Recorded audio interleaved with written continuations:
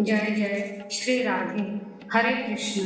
भागवत स्वरूप सभी साधकों को मेरा प्रणाम। आज हम जानेंगे माघ मास महात्म्य का 19वां अध्याय के बारे में।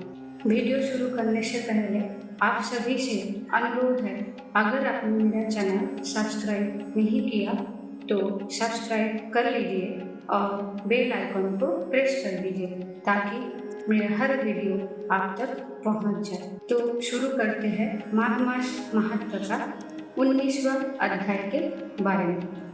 वो पांचों कन्याएं इस प्रकार विलाप करती हुई बहुत देर प्रतीक्षा करके अपने घर में लौटी। जब घर में आई तो माताओं ने कहा कि इतना विलंब तुमने क्यों कर दिया।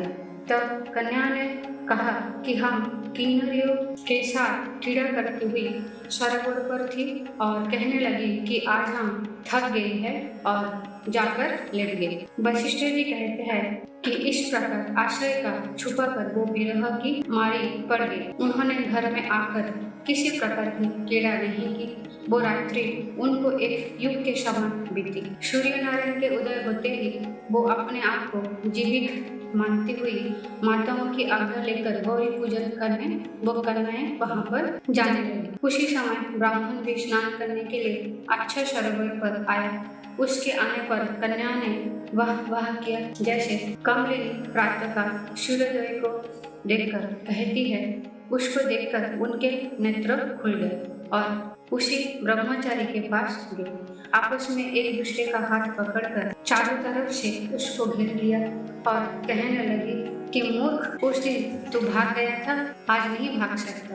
हम लोगों ने तुमको घेर लिया है। ऐसे वचन सुनकर बाहुपास में बंधे हुए ब्राह्मण ने मुस्कुराकर कहा, तुमने जो कुछ कहा सो ठीक ही है, परंतु मैं तो अभी विद्याभाषी और ब्रह्मचारी हूँ। गुरुकुल में मेरा विद्याभ्यास पूरा नहीं हुआ। पंडित को चाहिए कि जिस आश्रम में रहे उसके धर्म का पालन करे। इस आश्रम में मैं विवाह करना धर्म नहीं समझता।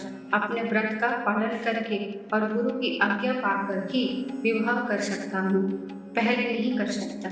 ये बात सुनकर वो कन्याएं इस प्रकार बोली जैसे वैशाख मास में कोयल बोलती है। वो कहने लगी कि धर्म से अर्थ और अर्थ से काम और काम से धर्म के फल का प्रकाश होता है। ऐसा ही पंडित लोग और शास्त्र कहते हैं। हम काम सहित धर्म की अधिकता से आपके पास आए हैं, सो आप पृथ्वी के सब भोगों को भोगिए। उस ब्राह्मण ने कहा कि तुम्हारा वचन सत्य है, किंतु मैं अपने व्रत को समाप्त करके ही विवाह कर सकता हूँ, पहले नहीं कर सकता। तब वो कन्याएं कहने लगी कि तुम मूर्ख हो।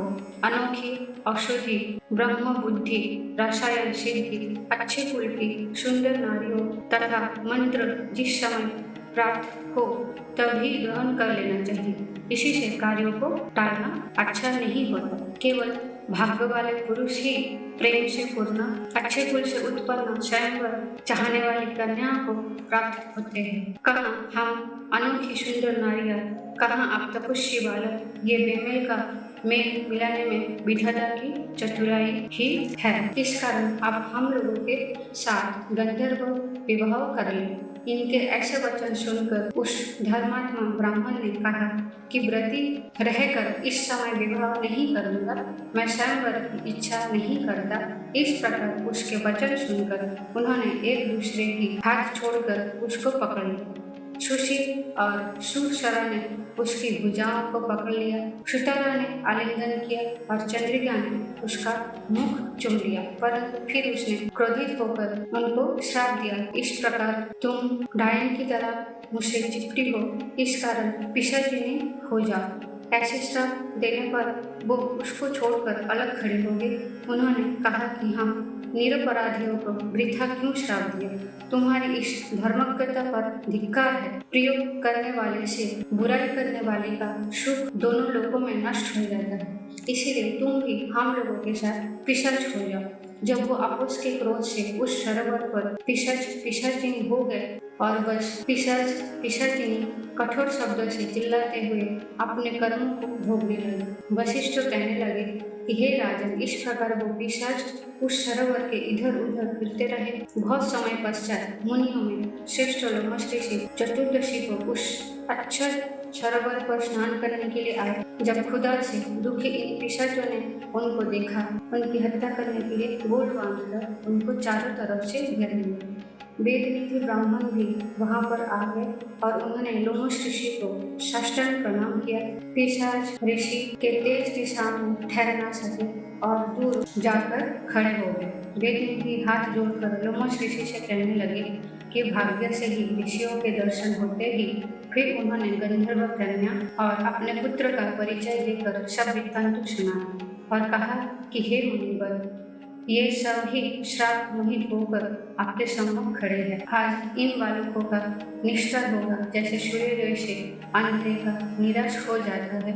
वशिष्ठ जी कहने लगे कि पुत्र के दुख से दुखी हुए वेदनिधि ब्राह्मण के ऐसे वचन सुनकर लोमश ऋषि के मित्र से जल भर आया और वेदनिधि से कहने लगे, मेरे प्रसाद से मैं उनका धर्म कहता हूँ, जिससे इसका आपस का ज्ञान विलीन हो जाए।